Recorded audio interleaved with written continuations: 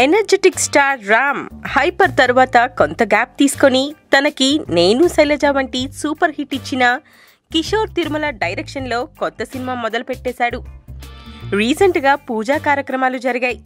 రామ్ బాగా గడ్డం పెంచి మీసాలు మెలితిప్పి కొత్త లుక్లో భలే ఉన్నాడు. మలయాళీ ముద్దుగుమ్మ అనుపమ పరమేశ్వరన్, మేఘ ఆకాష్ హీరోయిన్స్గా చేస్తున్నారు. స్రవంతి మూవీస్ అండ్ పిఆర్ సినిమాస్ కలిసి ప్రొడ్యూస్ చేస్తున్నాయి. పెళ్లి చూపులు ఫేమ్ ప్రియదర్శి మంచి రోల్ చేస్తుండగా శ్రీ విష్ణు విలన్గా చేయబోతున్నాడని అంటున్నారు. ఓపెనింగ్ సెరమనీకి శ్రీ విష్ణు కూడా వచ్చాడు. తనది హీరోతో ఢీ కొట్టే క్యారెక్టర్ అని, సినిమాకి హైలైట్గా నిలుస్తుందని అంటున్నారు.